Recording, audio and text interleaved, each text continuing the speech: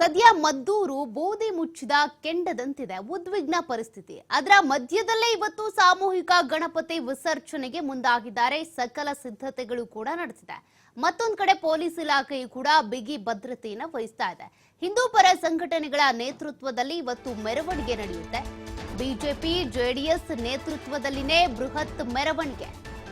ಭಾನುವಾರ ಒಂದು ಗಣೇಶನ ಮೂರ್ತಿಯನ್ನ ವಿಸರ್ಜನೆ ಮಾಡೋದಕ್ಕೆ ಹೋದಾಗಲೇ ಏನೆಲ್ಲ ಆಗಿದೆ ಗಮನಿಸಿದ್ದೀರಾ. ಅದರ ಮಧ್ಯದಲ್ಲೇ ಈಗ ಸಾಮೂಹಿಕ ಗಣಪತಿ ವಿಸರ್ಜನೆ. ಬೆಳಗ್ಗೆ 10:30ಕ್ಕೆ ಗಣೇಶ ವಿಸರ್ಜನೆ ಮೆರವಣಿಗೆ ಪ್ರಾರಂಭ ಆಗುತ್ತೆ. 28 ಗಣೇಶ ಮೂರ್ತಿಗಳ ವಿಸರ್ಜನಾ ಕಾರ್ಯಕ್ರಮ ಮೆರವಣಿಗೆ ಇದು. 20,000ಕ್ಕೂ ಅಧಿಕ ಜನರು ಭಾಗಿಯಾಗೋ ನಿರೀಕ್ಷೆ. ಭದ್ರತೆ ಯಾವ ಮಟ್ಟಕ್ಕಿರಬೇಕಾಗುತ್ತೆ, ಜೊತೆಗೆ ಕೆಟ್ಟ ಘಟನೆಗಳು ನಡಿಬಾರದು ಅಂತ ಅಂದ್ರೆ ಹೇಗೆ ಎಚ್ಚರಿಕೆ ವಹಿಸಬೇಕು, ಮೆರವಣಿಗೆಯ ಮಾರ್ಗವನ್ನ ಸೂಚಿಸಿದ್ದಾರೆ ಪೊಲೀಸ್ ಇಲಾಖೆ ಕಡೆಯಿಂದ. ಸೋಮವಾರದ ಘಟನೆ ಪುನರಾವರ್ತನೆ ಆಗದಂತೆ ಎಚ್ಚರಿಕೆ ವಹಿಸಿ ಅಂತ. ಮತ್ತೆ ಇಂತಹ ಅಹಿತಕರ ಘಟನೆಗಳು ಆಗದೇ ಇರೋ ರೀತಿಯಾಗಿ ನೋಡ್ಕೊಳ್ಬೇಕಾಗತ್ತೆ. ಅದರಲ್ಲೂ ಸಾಮೂಹಿಕ ಗಣೇಶನ ವಿಸರ್ಜನೆ ಇದು. ಮದ್ದೂರಿನಾದ್ಯಂತ ತಾಲೂಕಿನಾದ್ಯಂತ ಇರುವಂತಹ 28 ಗಣೇಶನ ಮೂರ್ತಿಯನ್ನು ಕೂಡ ಒಟ್ಟೊಟ್ಟಿಗೆ ವಿಸರ್ಜನೆ ಮಾಡೋದಕ್ಕೆ ಅಂತ ಈ ಒಂದು ಮೆರವಣಿಗೆ ನಡೀತಾ ಇರೋದು. ಹಿಂದೂ ಪರ ಸಂಘಟನೆಗಳ ನೇತೃತ್ವದಲ್ಲಿ ನಡೆಯುವಂತ ಮೆರವಣಿಗೆ. ಇದರಲ್ಲಿ ಇವತ್ತು ಬಿಜೆಪಿ ಹಾಗೂ ಜೆಡಿಎಸ್ ನಿಯೋಗ ಕೂಡ ಭಾಗಿಯಾಗುತ್ತೆ.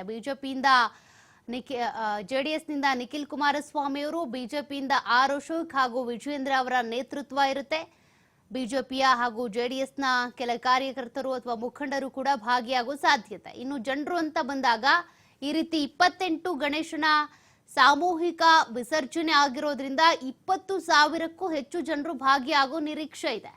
ಬಟ್ ಭಾಗಿಯಾದ ಸಂದರ್ಭದಲ್ಲಿ ಮೊನ್ನೆ ಆದಂತ ಗಲಾಟೆ, ಕಲ್ಲು ತೂರಾಟ, ಗಲಭೆ ಇಂಥದ್ದಾಗದೇ ಇರೋ ರೀತಿಯಾಗಿ ನೋಡ್ಕೊಳ್ಳೋದಕ್ಕೆ ಅಂತ 1,500ಕ್ಕೂ ಹೆಚ್ಚು ಪೊಲೀಸರ ನಿಯೋಜನೆ ಮಾಡಲಾಗಿದೆ. ಇಲ್ಲೂ ಕೂಡ ಕಿಡಿಗೇಡಿಗಳು ಏನು ಎಡವಟ್ಟು ಮಾಡದೇ ಇದ್ರೆ ಸಾಕು ಅನ್ನೋದೇ ಎಲ್ಲರ ಎದೆಯಲ್ಲೂ ಕೂಡ ಒಂದು ಭಯ ಇದ್ದೇ ಇರುತ್ತೆ. ಎಲ್ಲಿ ಯಾವಾಗ ಏನಾಗ್ಬಿಡುತ್ತೋ ಏನೋ, ಯಾವಾಗ ಯಾವ ಕಿರಾತಕರು ಬಂದು ಏನ್ ಕಿಡಿ ಹೊತ್ತಿಸ್ತಾರೋ ಗೊತ್ತಿಲ್ಲ ಅಂತ. ಈ ರೀತಿ ಬಹಳ ಬೃಹತ್ ಮಟ್ಟದ ಮೆರವಣಿಗೆ ನಡೀತಾ ಇರೋದು. ಈಗಾಗಲೇ ಅನೇಕರು ಲಾಠಿ ಚಾರ್ಜ್ಗಳಿಗಾಗಿ ಗಾಯಗೊಂಡಿದ್ದಾರೆ, ಆಸ್ಪತ್ರೆಯಲ್ಲಿ ಟ್ರೀಟ್ಮೆಂಟ್ ಪಡ್ಕೊಂಡಿದ್ದಾರೆ. ಅವರನ್ನ ಆರೋಗ್ಯ ವಿಚಾರಿಸೋದಕ್ಕೂ ಕೂಡ ಬಿಜೆಪಿ ನಿಯೋಗ ಇವತ್ತು ವಿಸಿಟ್ ಮಾಡ್ತಾ ಇದೆ. ಒಟ್ನಲ್ಲಿ ಮದ್ದೂರು ಸದ್ಯ ಬೂದಿ ಮುಚ್ಚಿದ ಕೆಂಡದಂತಿದೆ. ಆ ಕಾವು, ಆ ಘಟನೆಯ ಒಂದಷ್ಟು ಸಂಘರ್ಷ, ಗಲಭೆಗಳು, ವಿರೋಧ, ಚರ್ಚೆಗಳು, ಗುಸುಗುಸು ಇವೆಲ್ಲ ಇದ್ದೇ ಇದೆ. ಅದರ ಮಧ್ಯದಲ್ಲೇ ನಿನ್ನೆ ಸಂಜೆ ಕೂಡ ಶಾಂತಿ ಸಭೆಯನ್ನ ಕರೆಯಲಾಗಿತ್ತು. ಶಾಂತಿ ಸಭೆಯಲ್ಲಿ ಯಾರ್ಯಾರು ಹಾಜರಾಗಿಲ್ವೋ ಅವರಿಗೆಲ್ಲ ಶಾಂತಿ ಬೇಕಿಲ್ಲ ಅನ್ಸುತ್ತೆ. ಬದಲಿಗೆ ಕ್ರಾಂತಿನೇ ಮಾಡಬೇಕು, ಹೋರಾಟ ಮಾಡಬೇಕು, ಮತ್ತೆ ಗಲಭೆ, ಇದಕ್ಕೇನೆ ಪ್ರಚೋದನೆ ಕೊಡುವಂತೆ ಕಾಣಿಸ್ತಾ ಇದೆ. ಶಾಂತಿ ಸಭೆಯಲ್ಲಿ ಒಂದೇ ಒಂದು ಮೆಸೇಜ್ ಪಾಸ್ ಆಗಿರೋದು, ಅದು ಶಾಂತಿ ಕದಡುವ ಪ್ರಯತ್ನ ಆಗಬಾರ್ದು. ಮದ್ದೂರು ಶಾಂತಿಗೆ ಪ್ರತೀಕ ಆಗಿರಬೇಕು ಅಂತ. 3 ಕಿಲೋಮೀಟರ್ ಸಾಗುತ್ತೆ ಗಣಪತಿ ವಿಸರ್ಜನೆಯ ಮೆರವಣಿಗೆ. ಐಬಿ ವೃತ್ತದಿಂದ ಆರಂಭ ಆಗುವಂತ ಮೆರವಣಿಗೆ ಇದು 5 ಕಿಲೋಮೀಟರ್ ವರೆಗೂ ಇರುತ್ತೆ. ಬಳಿಕ ಪೇಟೆ ಬೀದಿ ಮಾರ್ಗವಾಗಿ ಸಾಗುತ್ತೆ ಮೆರವಣಿಗೆ. ನಂತರ ಕೊಲ್ಲಿ ಸರ್ಕಲ್ ಅನ್ನ ತಲುಪುತ್ತೆ ಮೆರವಣಿಗೆಯ ಮಾರ್ಗಗಳ ಬಗ್ಗೆ ನೀವು ಗಮನಿಸ್ತಾ ಇದ್ದೀರಾ. ಅಂತಿಮವಾಗಿ ಶಿಂಷಾ ನದಿಯಲ್ಲಿ ಸಾಮೂಹಿಕವಾಗಿ ವಿಸರ್ಜನೆ ಮಾಡಲಾಗುತ್ತೆ. ಮೆರವಣಿಗೆ ನಡುವೆ ರಾಮ ಮಂದಿರ ಪಾರ್ಕ್ ಬಳಿ ಭಾಷಣ ಕೂಡ ಇದೆ. ಒಟ್ಟು 3 ಕಿಲೋಮೀಟರ್ ಸಾಗುವಂತ ಗಣಪತಿ ವಿಸರ್ಜನೆಯ ಮೆರವಣಿಗೆ ಇದು. ಎಲ್ಲಿಂದ ಶುರುವಾಗುತ್ತೆ? ಐಬಿ ವೃತ್ತದಿಂದ ಆರಂಭ ಆಗುತ್ತೆ. ತದನಂತರ ಪೇಟೆ ಬೀದಿ ಮಾರ್ಗವಾಗಿ ಮೆರವಣಿಗೆ ಸಾಗ್ತಾ ಹೋಗುತ್ತೆ. ನಂತರ ಕೊಲ್ಲಿ ಸರ್ಕಲ್ ಅನ್ನ ತಲುಪುತ್ತೆ. ಅಂತಿಮವಾಗಿ ಶಿಂಷಾ ನದಿಯಲ್ಲಿ ಸಾಮೂಹಿಕವಾಗಿ 28 ಗಣೇಶನ ಮೂರ್ತಿಗಳನ್ನು ವಿಸರ್ಜನೆ ಮಾಡಲಾಗುತ್ತೆ. ಪ್ಲಾನ್ ಇರೋದು ಈ ರೀತಿಯಾಗಿ. ಇದೇ ರೀತಿಯಾಗಿ ಸುಸೂತ್ರವಾಗಿ ಹೋದ್ರೆ ಎಲ್ಲದೂ ಒಳ್ಳೇದೇ ಆಗುತ್ತೆ. ಆದ್ರೆ ಅದ್ರ ಮಧ್ಯದಲ್ಲಿ ಏನಾದ್ರೂ ಎಡವಟ್ಟಾಗ್ಬಿಟ್ರೆ ಅನ್ನುವಂತ ಭಯ ಪ್ರತಿಯೊಬ್ಬರಿಗೂ ಕೂಡ ಇದೆ. ಕಾರಣ ಈಗಾಗಲೇ ಒಂದು ಘಟನೆ ಹೋಗಿದೆ. ಹೀಗಾಗಿ ಮೆರವಣಿಗೆ ನಡುವೆನೆ ರಾಮ ಮಂದಿರ ಪಾರ್ಕ್ ಬಳಿ ಭಾಷಣವೂ ಕೂಡ ಇರುತ್ತಂತೆ. ಯಾಕೆಂದ್ರೆ ಬಿಜೆಪಿ ಹಾಗೂ ಜೆಡಿಎಸ್ ಕಡೆಯಿಂದ ನಿಯೋಗ ಕೂಡ ರಚನೆಯಾಗಿ ಅವರು ಕೂಡ ಈ ಒಂದು ಮೆರವಣಿಗೆಯಲ್ಲಿ ಭಾಗಿಯಾಗ್ತಾರೆ. ಹಿಂದೂ ಮುಖಂಡರಿರ್ತಾರೆ, ಬಿಜೆಪಿ ಜೆಡಿಎಸ್ನ ನಾಯಕರಿರ್ತಾರೆ. ಹೀಗಾಗಿ ಭಾಷಣ ಕೂಡ ಇರುತ್ತಂತೆ.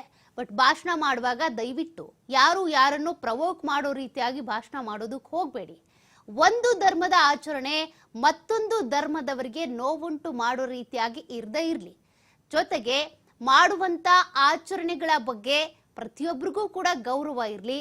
ಅದ್ರ ಬದಲಾಗಿ ಮಾಡೋ ಆಚರಣೆಯ ಸಂದರ್ಭದಲ್ಲಿ ಮತ್ತೊಬ್ಬರನ್ನ ಪ್ರವೋಕ್ ಮಾಡೋ ರೀತಿಯಾಗಿ, ಮತ್ತೊಬ್ಬರು ಗಲಾಟೆ ಮಾಡೋ ರೀತಿಯಾಗಿ, ದಂಗೆ ಏಳೋ ರೀತಿಯಾಗಿ, ಕಲ್ಲು ತೂರಾಟ ಮಾಡೋ ರೀತಿಯಾಗಿ ಯಾರೂ ಕೂಡ ಭಾಷಣ ಮಾಡೋದಕ್ಕೆ ಹೋಗ್ಬೇಡಿ.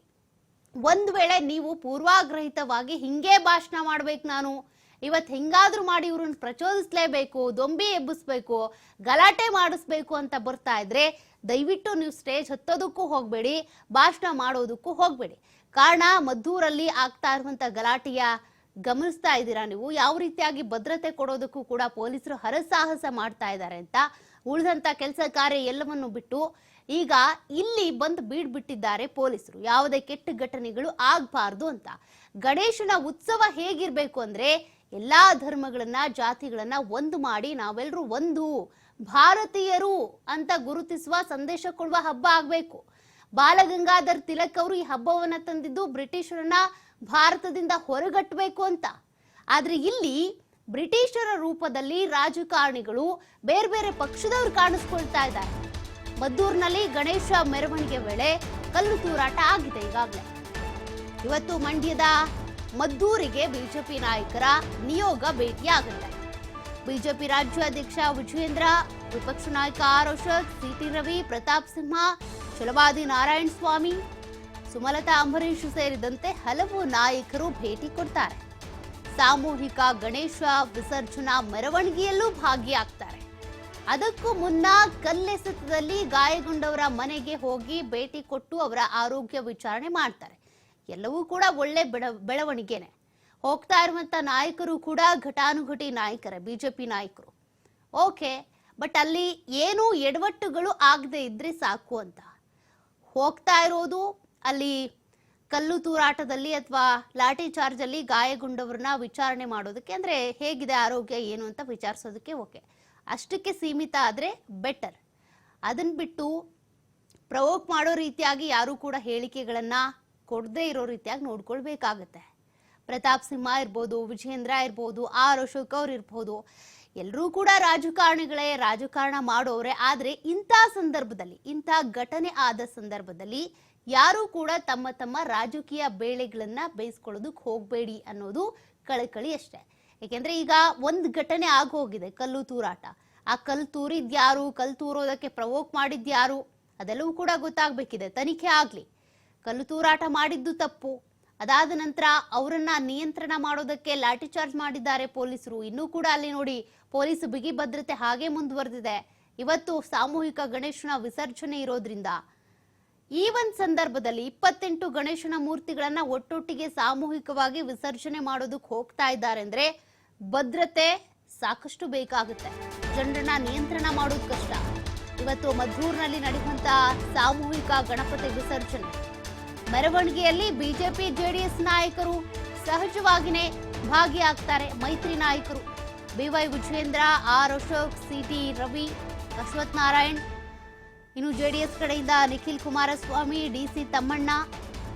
ಇನ್ನು ಬೆಳಗ್ಗೆ 10:30ಕ್ಕೆ ಮದ್ದೂರು ಪ್ರವಾಸಿ ಮಂದಿರದಿಂದ ಇವರು ಕೂಡ ಜಾಯಿನ್ ಆಗ್ತಾರೆ. ಪಟ್ಟಣದ ಪ್ರಮುಖ ನಗರ ಬೀದಿಗಳಲ್ಲಿ ಈ ಒಂದು ಸಾಮೂಹಿಕ ಗಣೇಶನ ಮೆರವಣಿಗೆ ಸಾಗ್ತಾ ಹೋಗುತ್ತೆ. ತದನಂತರ ಕೊನೆಯಲ್ಲಿ ಶಿಂಷಾ ನದಿಯಲ್ಲಿ ಸಾಮೂಹಿಕ ಗಣೇಶ ವಿಸರ್ಜನೆ ಮಾಡಲಾಗುತ್ತೆ. ಒಟ್ಟು 28 ಗಣೇಶನ ಮೂರ್ತಿಗಳು ಮದ್ದೂರು ತಾಲೂಕಿನಾದ್ಯಂತ ಎಲ್ಲೆಲ್ಲಿ ಗಣೇಶನನ್ನ ಕೂರಿಸಿದ್ದಾರೋ ಆ ಎಲ್ಲಾ ಗಣೇಶ ಮೂರ್ತಿಗಳನ್ನು ಕೂಡ ಇವತ್ತು ವಿಸರ್ಜನೆ ಮಾಡಲಾಗುತ್ತೆ.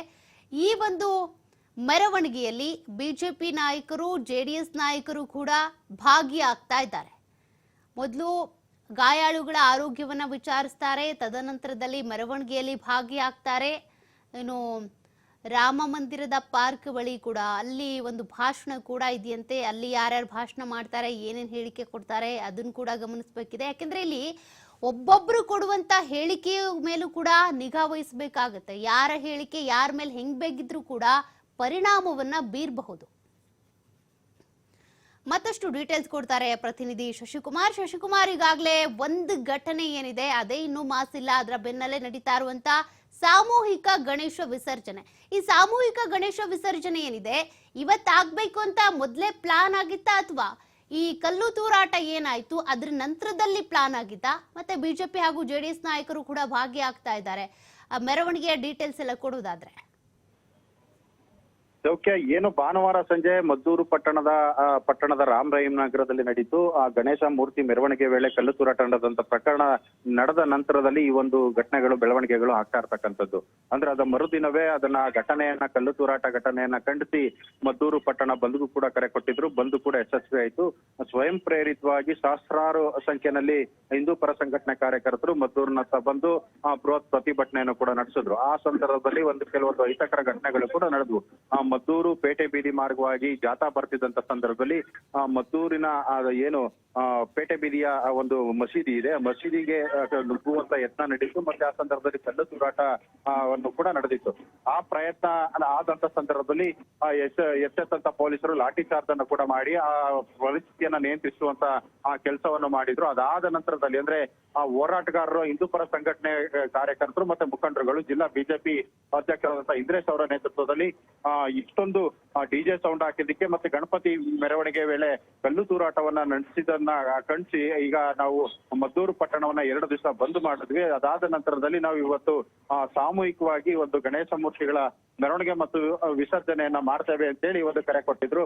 ಆ ಹಿನ್ನೆಲೆಯಲ್ಲಿ ಇವತ್ತು ಮದ್ದೂರು ಪಟ್ಟಣದಲ್ಲಿ ಸಾಮೂಹಿಕ ಗಣೇಶ ಮೂರ್ತಿಗಳ ಮೆರವಣಿಗೆ ಮತ್ತು ವಿಸರ್ಜನೆ ಕಾರ್ಯಕ್ರಮ ನಡೀತಿರ್ತಕ್ಕಂಥದ್ದು. ಈ ಒಂದು ಕಾರ್ಯಕ್ರಮಕ್ಕೆ ಇಡೀ ಬಿಜೆಪಿ ನಿಯೋಗವೇ ಬರ್ತಾ ಇರತಕ್ಕಂಥದ್ದು. ರಾಜ್ಯಾಧ್ಯಕ್ಷರಾಗಿರ್ತಕ್ಕಂಥ BY ವಿಜಯೇಂದ್ರ ಆಗಿರ್ಬೋದು, ವಿಪಕ್ಷ ನಾಯಕ ಟಿ ರವಿ ಸೇರಿದಂತೆ ಸಾಕಷ್ಟು ಜನರು ಕೂಡ ಬರ್ತಾ ಇರ್ತಕ್ಕಂಥದ್ದು, ನಾಯಕರುಗಳು ಕೂಡ ಬರ್ತಾ ಇರ್ತಕ್ಕಂಥದ್ದು.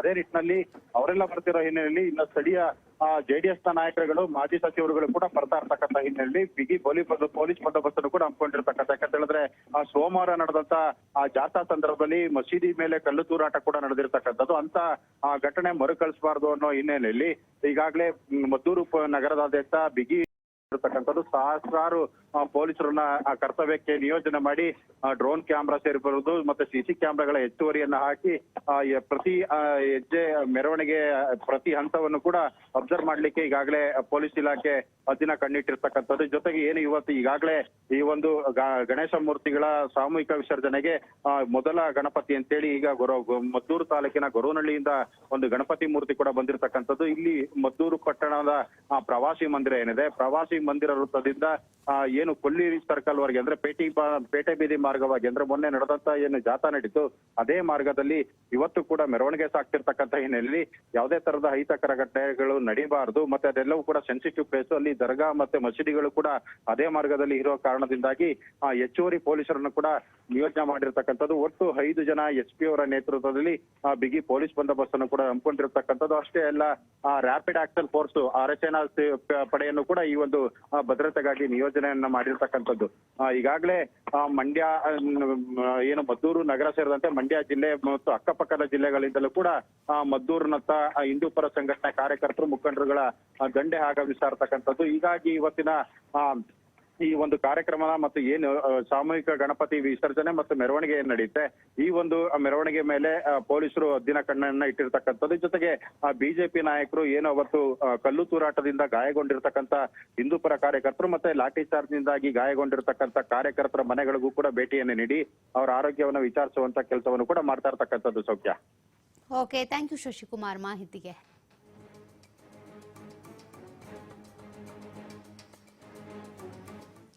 ಸಾಮೂಹಿಕ ಗಣಪತಿ ವಿಸರ್ಜನಾ ಕಾರ್ಯಕ್ರಮ ಇರೋದ್ರಿಂದ ಮಂಡ್ಯದ ಮದ್ದೂರಿನಲ್ಲಿ ಪೊಲೀಸರು ಹೈ ಅಲರ್ಟ್ ಆಗಿದ್ದಾರೆ. ಮದ್ದೂರು ಪಟ್ಟಣದಾದ್ಯಂತ ಖಾಕಿ ಸರ್ಪಗಾವಲಿದೆ. ದಕ್ಷಿಣ ವಲಯದ IGP ಬೋರಲಿಂಗಯ್ಯ ನೇತೃತ್ವದಲ್ಲಿ ಭದ್ರತೆಯನ್ನ ಒದಗಿಸಲಾಗ್ತಾ ಇದೆ. ಯಾವುದೇ ಅಹಿತಕರ ಘಟನೆಗಳು ಆಗಬಾರದು ಅನ್ನುವಂತ ಕಾರಣಕ್ಕೆ 5 ಮಂದಿ SP, 4 ASP ಸೇರಿದಂತೆ ಸಾವಿರಾರು ಪೊಲೀಸರ ನಿಯೋಜನೆ ಆಗಿದೆ. ಭದ್ರತೆಗೆ ನಿಯೋಜಿಸಲಾಗಿದೆ. ಯಾವುದೇ ಅಹಿತಕರ ಘಟನೆಗಳು ನಡೆಯದಂತೆ ಎಚ್ಚರಿಕೆಯನ್ನು ವಹಿಸಲಾಗ್ತಾ ಇದೆ. ಮಂಡ್ಯ, ಮೈಸೂರು, ಬೆಂಗಳೂರು, ರಾಮನಗರ, ಚಾಮರಾಜನಗರ ಹಾಗೂ ಹಾಸನ ಸೇರಿದಂತೆ ವಿವಿಧ ಜಿಲ್ಲೆಗಳ ಪೊಲೀಸರನ್ನ ಇಲ್ಲಿ ನಿಯೋಜನೆ ಮಾಡಲಾಗ್ತಾ ಇದೆ. KSRP, DAR ತುಕಡಿ ಹಾಗೂ ರ್ಯಾಪಿಡ್ ಆಕ್ಷನ್ ಫೋರ್ಸ್ ಸೇರಿದಂತೆ 2,000 ಪೊಲೀಸ್ ಸಿಬ್ಬಂದಿಯ ನಿಯೋಜನೆ ಆಗಿದೆ. ಇವತ್ತು ಮದ್ದೂರಿನಲ್ಲಿ ನಿಷೇಧಾಜ್ಞೆ ಇರೋದಿಲ್ಲ. ಮದ್ದೂರು, ಮಳವಳ್ಳಿ, ಮಂಡ್ಯ ತಾಲೂಕಿನಲ್ಲಿ ಮದ್ಯ ಮಾರಾಟವನ್ನ ನಿಷೇಧ ಮಾಡಲಾಗಿದೆ. ಜೊತೆಗೆ ಇಲ್ಲಿ 144 ಸೆಕ್ಷನ್ ಸದ್ಯ ಜಾರಿ ಇರೋದಿಲ್ಲ.